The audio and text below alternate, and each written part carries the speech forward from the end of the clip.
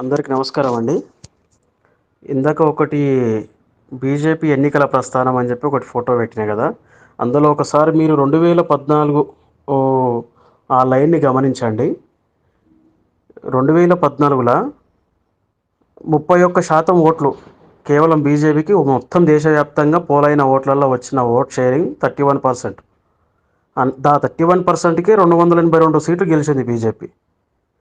అంటే ఒక 30% ఓట్లు వస్తే కూడా ఒక పార్టీ గవర్నమెంట్ ఫామ్ చేయొచ్చు. ఈరోజు మన దేశంలో ముస్లిమ్స్ దాదాపుగా 20%కి వచ్చారు. ఎగ్జాక్ట్గా లెక్క కడితే 20 అటు ఇటుగానే ఉంటారు. దానికి క్రిస్టియన్ తోడవుతుంది, వాళ్ళు ఎంతో కొంత 2% అటు ఇటు ఉంటారు. మనం ఈరోజు 80% ఉన్నాం. 80 కాస్త 70కి వచ్చింది అనుకో, ఆ 20 వాళ్ళు 27, 28, 30 లోపల వచ్చినా కూడా కేవలం ముస్లిమ్స్, క్రిస్టియన్స్ కానీ ముస్లిమ్సే కానీ ఒక 30% ఓట్లతోటే వాళ్ళు కూడా గవర్నమెంట్ ఫామ్ చేసే అవకాశం ఉంటుంది. దీన్ని మనం గమనించాలి. అంటే ఓ 5% పెరిగినా మేము 80కి వెళ్ళి 70కి పోయినా, 70కి వెళ్ళి 65కి పోయినా మెజార్టీ మేమే కదా అని మనం అనుకుంటాం. కానీ వాళ్ళు 20కి వెళ్ళి 25, 27, 30%కి వచ్చినా కూడా వాళ్ళ ఓట్లు వన్ సైడ్ పడతాయి, మన ఓట్లు ఏమో 40 తుంకలు అవుతాయి. కాబట్టి వాళ్ళు గవర్నమెంట్ ఫామ్ చేసే అవకాశం స్పష్టంగా ఉంటుంది. ఇది ఎంత దూరం లేదు, ఇంకొక 20 ఏళ్ళు మనం ఆ సిఏఏ, ఎన్ఆర్సీ, యూసీసీ, ఆ యూనిఫామ్ సివిల్ కోడ్ ఏవి తీసుకురాకుండా వాళ్ళు 4 పెళ్ళిళ్ళు చేసుకొని నలుగురు కానీ 20 మందిని కనుక్కుంటా మన మా ముస్లిం అమ్మాయినేమో తొలి పెళ్లి చేసుకుంటాడు, మిగిలిన 2 పెళ్ళిళ్ళు 3 పెళ్ళిళ్ళు మన హిందూ అమ్మాయిలను ఎత్తుకపోయి సెకండ్ హ్యాండ్ కింద ఉంచుకుంటాడు. దీనివల్ల ఎంత పెద్ద నష్టం జరుగుతుంది మన దేశంలో. ఈ జనాభా ప్రొడక్షన్ జరిగేది కేవలం స్త్రీ నుంచి. హిందువులలో ఉన్న ఒక స్త్రీని తీసుకుపోయి వాడు వాళ్ళ దాంట్లో వేసుకుంటే ఈ స్త్రీ కూడిన పిల్లలంతా వాని పిల్లలే. ఆ లాజిక్ వానికి ఎరక. కాబట్టి వాళ్ళు చిన్న ప్రయత్నమే అనిపిస్తుంది మనకి, ఎన్నో ఒక మూల మారుమూలలో జరుగుతున్నది అని చెప్పి మనం అనుకుంటున్నాం. దీన్ని ఖండిస్తున్న బీజేపీ పార్టీనేమో మనం ఇది మతతత్వ పార్టీ, ఇది మా పార్టీ కాదు అని చెప్పి మనం దూరం పెడుతున్నాం. ఇది చాలా ప్రమాదకరం. ఇది ఎంత ప్రమాదకరం అంటే భవిష్యత్తులో ఒక 20 ఏళ్ళ 30 ఏళ్ళ తర్వాత ఇప్పుడు ఉడుతున్న చిన్న చిన్న ఆడపిల్లలు ఉన్నారా మనకు, ఆ పిల్లలందరినీ ఇక ఇందాక పైన మెసేజ్ పెట్టినా కదా, మనమే దిగుతుండి వాళ్ళకి ఇచ్చి పెళ్ళిళ్ళు చేయాల్సిన దౌర్భాగ్యం వస్తుంది. ఇది గమనించండి మీరు.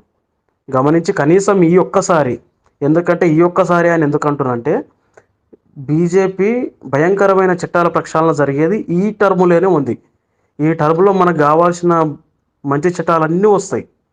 రెండవది, మనము ప్రతి వారము నిన్న కూడా మనోళ్ళు కాంగ్రెస్ పార్టీలు హనుమాన్ టెంపుల్కి పోయి పూజ చేసుకోవడం జరిగింది. ప్రతి వారము మంగళవారమో శనివారమో గుడికి పోయి హనుమంతుని పూజించుకొని వస్తాం. కానీ సాక్షాత్తు హనుమంతుడే నరేంద్ర మోడీ రూపంలో వచ్చిండు మన దేశంలో. ఈసారి ఆయనకు ఓటు వేయకపోతే జీవితంలో ఓటేసే అవకాశం ఉండదు మనకు. ఎందుకంటే ఆయన ఈ ఒక్కసారి మాత్రమే ప్రధానమంత్రి అవుతాడు మళ్ళా గాడిగా. కాబట్టి సాక్షాత్తు మనం బతుకుతున్న టైంలో హనుమంతుడు నరేంద్ర మోడీ రూపంలో జన్మించి మన కోసం ఈ చట్టాలన్నీ వేసుకొస్తుంటే, ఇంత పరిపాలన చేస్తుంటే మనము సపోర్ట్ చేయకుండా మనం ఒట్టి హనుమన్ల గుడి చుట్టూ తిరిగితే ఏం లాభం?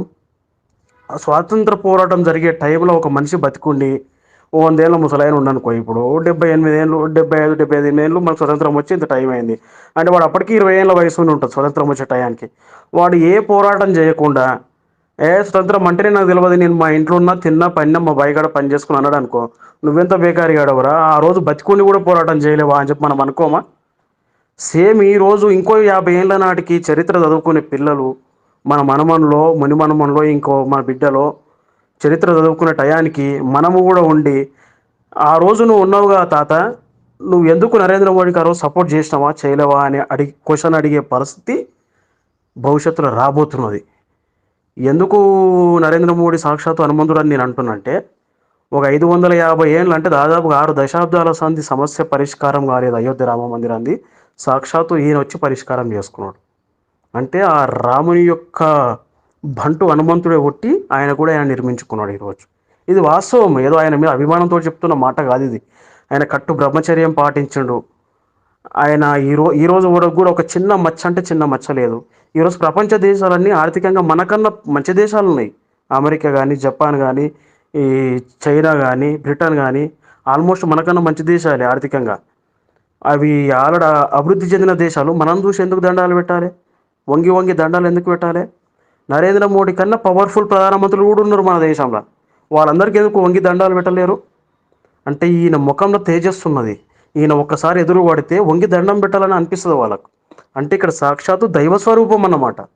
ఆ దైవ స్వరూపం వాళ్ళకి కనిపించి వాళ్ళు గౌరవిస్తారు. ఈ విషయాన్ని మనం గుర్తించాలి. మనకు కనిపియాలి. మన కోసము మన నెక్స్ట్ జనరేషన్ కోసం ఆయన పోరాటం చేస్తుండు. మీ కాంగ్రెస్ వాళ్ళు కానీ టీఆర్ఎస్ వాళ్ళు కానీ అందరి దృష్టిలో ప్రతి ఒక్క హిందూ దృష్టిలో ఈసారి మోడీ రావాలని అందరికి ఉన్నది.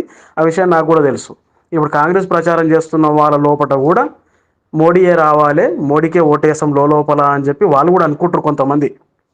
అయితే ఏమవుతుందంటే మీరు వేస్తుండొచ్చు, కానీ మీరు పోయి ఇంటింటి ప్రచారం చేయడం వల్ల ఏమవుతుంది, కొంతమందికి అవగాహన తక్కువ ఉంటుంది. వాళ్ళు లిమిట్గా వాళ్ళ పనులు వాళ్ళు చేసుకుంటూ ఉంటారు, వాళ్ళకి అవగాహన తక్కువ ఉంటుంది. వాళ్ళందరూ ఏం చేస్తారు, అరే పలానా మనిషి మా ఇంటికి వచ్చి కాంగ్రెస్కి ఏమన్నాడు, అరే పలానా మనిషి మా మనిషి వచ్చాడు, ఆ రోజు నాకు ఆసరా అయ్యిండు, నాకు ఆ రోజు ఆదుకున్నాడు, ఆయన వచ్చి కాంగ్రెస్కి ఏమంటాడు, నేను కాంగ్రెస్కి వేస్తాను అని చెప్పి వేస్తాడు ఆయన. అది నష్టమే కదా. నువ్వేమో ప్రచారంలో తిరుగుకుంటా మోడీకి ఓటేస్తావు, మోడీ గెలవాలని కోరుకుంటావు, నువ్వు ప్రచారం చేసేదేమో వేరే పార్టీకి చేస్తున్నావు. ఇది మన లోకల్ ఎమ్మెల్యే మీద ఉన్న గౌరవం కావచ్చు, పార్టీ కార్యకర్తగా గౌరవం కావచ్చు, చేయాలనిపిస్తుంది. చెప్పండి స్పష్టంగా వాళ్ళకు కూడా, అన్న నువ్వు గెలవాలని నీ కోసం పనిచేస్తాం, ఈరోజు దేశం కోసం పనిచేస్తామన్నా. ప్రతిసారి పార్టీ కోసం ఓటేసుకుంటాం, ఈ ఒక్కసారి భవిష్యత్తు కోసం ఓటేస్తాం. ఎవరి భవిష్యత్తు? మా పిల్లల భవిష్యత్తు. మా పిల్లల భవిష్యత్తు కోసం, మా హిందూ ధర్మం కోసం ఓటేస్తాం.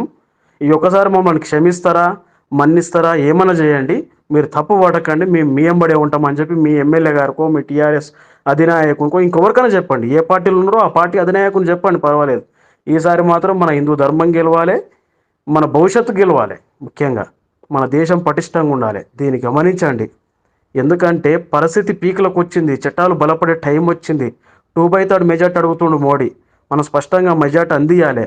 ఆ మెజారిటీలో మనది కూడా ఉండాలి, మన నియోజకవర్గం కూడా ఉండాలి, మన నియోజకవర్గంలో మన ఓటు కూడా ఉండాలి ఖచ్చితంగా. ఇలాంటి హనుమంతునికి, ఇలాంటి పటిష్టమైన ప్రధానమంత్రికి నేను ఓటేసినా అని గర్వంగా చెప్పుకోవాలి. అదొకటి. ఇంకోటి ఏంది, ఎలాగో ఈడ లోకల్ స్టేట్ గవర్నమెంట్ కాంగ్రెస్ ఉన్నది. కాంగ్రెస్ పోయి ఆడికెళ్ళి ఫండ్ తీసుకొచ్చే పరిస్థితి లేదు. రేవంత్ రెడ్డి చెప్పింది స్పష్టంగా, ఇక్కడ ఒట్టి బిందెలే ఉన్నాయని చెప్పి.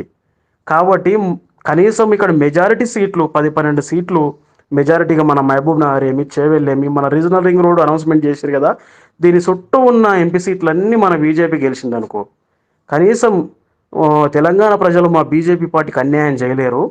లోకల్ కోసమని వాళ్ళు కాంగ్రెస్ని గెలిపించుకున్నప్పటికీ వాళ్ళ గుండె నిండా బీజేపీ ఉన్నదని చెప్పి వాళ్ళు గుర్తించి ఇక్కడ వరకు తొందరగా చేస్తారు. మనం రియల్ ఎస్టేట్ కొలాప్స్ అయ్యి కాలు చేతులు వదిలేసుకొని కూర్చున్నాం ఈరోజు. ఆ విధంగానే మనం ఆర్థికంగా బలపడతాం కదా. గెలిపించి దాన్ని ఓటు వేసుకొని ఏం చేసుకుంటారు, ఎట్లా మనం నరేంద్ర మోడీ వస్తాడు, అలా డౌటే లేదు. వచ్చేటాయాన్ని గెలిపిస్తే అయిపోతుంది కదా. కాబట్టి కొంచెం ఆలోచించండి, కొంచెం గమనించండి. ఎన్నో దాడులు, ఎన్నో అన్యాయాలు జరుగుతున్నాయి, లవ్ జిహాదులు ఈ మధ్యలో ఎక్కువైనాయి. దాన్ని గుర్తించండి. గుర్తించి ఏ విధంగా సపోర్ట్ చేయాలి, కర్ర కాల్చి వాత పెట్టాల్సిన టైం ఏంటంటే ఎలక్షన్లే. సరైన నాయకుడు కోటేస్తే దానికి అంతే. 5 ఏళ్ళు మన పని మనం చేసుకుంటాం. ఒకనాడు మనం దేశం కోసం ఆలోచిస్తే మిగిలిన 5 ఏళ్ళు వాడు పని చేస్తాడు. కాబట్టి ఆలోచించండి, అందరూ మౌనంగా ఉండండి. ఇతర పక్షాలన్నీ బహిర్గతంగా కొందరు సపోర్ట్ చేయలేకపోతారు. సురేంద్ర బాబుకి నేను నిజంగా యాడ్సప్ చెప్తున్నా. ఆయన కాంగ్రెస్ పార్టీలో ఉండి బహిర్గతంగా కాంగ్రెస్ కండువాతోనే చచ్చిపోతా అన్న మనిషి ఈరోజు మోడీ గెలవాలని చెప్పి బహిర్గతంగా మాట్లాడుతుంటే నేను చాలా సంతోషిస్తున్నా ఆ విషయంలో. కాబట్టి కొందరు వీలైతే సపోర్ట్ చేయండి బహిర్గతంగా, సపోర్ట్ చేయలేకపోతే మౌనంగా ఉండండి. ఆ ఎమ్మెల్యే ఏమనుకుంటాడో, ఎంపీ అభ్యర్థి ఏమనుకుంటాడో, మా పార్టీ రేవంత్ రెడ్డి ఏమనుకుంటాడో అనుకుంటే రేపు నీ పిల్లలు ఏమనుకుంటారో ఆలోచించు. నీ గురించి మా నాయన ఉండి కూడా మా హిందూ ధర్మాన్ని నిలబెట్టుకోలేక ఈరోజు మా పరిస్థితి ఇంత దారుణంగా అయింది, మీ మైనార్టీలమైనము, వేరే వాడు టోపీగాడు మెజార్టీ అయ్యండి అని చెప్పి వాళ్ళు అనుకునే పరిస్థితి రాకుండా ఈరోజు ఆలోచన చేయండి. కొంచెం ఈసారి ఖచ్చితంగా ఏది ఏమన్నా కానీ అందరం స్పష్టంగా మోడీకే ఓటేతాం. ఆయన ఎట్లా గెలుస్తాడు, ఆయన ఎట్లా ప్రధానమంత్రి అడుగుతాడు, నా ఒక్క ఓటు వేయకపోతే కాడా, నేను నా పార్టీకి వేసుకుంటాను కొందరు అనుకుంటున్నట్టున్నారు. కొందరు అభ్యర్థిని చూస్తారు, అభ్యర్థి మంచోడు కాదు భయ్ లేకపోతే వేస్తుంటే మీ అని. అరే అభ్యర్థి అనేటోడు ఒక పోస్ట్ మ్యాన్. నువ్వు రాసిన లెటర్ని ఆ పోస్ట్ మ్యాన్ ఎవరికి చేరాలో వానికి అందిస్తారు తీసుకుపోయి, అంతే. సేమ్ నువ్వు వేసిన ఓటును తీసుకుపోయి మోడీకి అప్పచెప్పేటోడే అభ్యర్థి. కాబట్టి అభ్యర్థిని చూడకండి దయచేసి, మోడీని చూడండి, మన ధర్మాన్ని చూడండి. ఖచ్చితంగా ప్రతి ఒక్కరి ఓటు ఈసారి బీజేపీకి ఇవ్వడాలని మనస్ఫూర్తిగా కోరుకుంటున్నా. పోలింగ్ డేట్ ఎన్నడొస్తుందా, పోలింగ్ ఎప్పుడు స్టార్ట్ అవుతుందా, ఆ ఉదయమే ఓటేతామా అని చెప్పి ఉత్సాహంతో ఎదురు చూస్తున్న వ్యక్తిని నేను. నాలాగనే ప్రతి ఒక్కరూ ఎదురు చూస్తున్నారని నేను భావిస్తున్నా. ఈసారి మాత్రం పార్టీ కోసము, మీ వ్యక్తుల కోసం కాకుండా భవిష్యత్తు కోసం, మన పిల్లల కోసం, మన ధర్మం కోసం ఓటేసుకోవాలని చెప్పి భావిస్తున్నా. మీరు అలాగే నిర్ణయం తీసుకుంటారని చెప్పి ఆశిస్తున్నా. కాబట్టి ఒకటి గమనించండి, ఒక్క వారం మిస్ అయితే మళ్ళా వారం గుడికి పోతాము, కానీ ఒక్కసారి మిస్ అయితే జీవితంలో మళ్ళీ ఓటేయలేము ఆయనకు. ఇది ఒకటి గమనించి నిర్ణయం తీసుకుంటారని చెప్పి కోరుకుంటున్నాను. ధన్యవాదాలు. జై హింద్. భారత్ మాతాకి జై.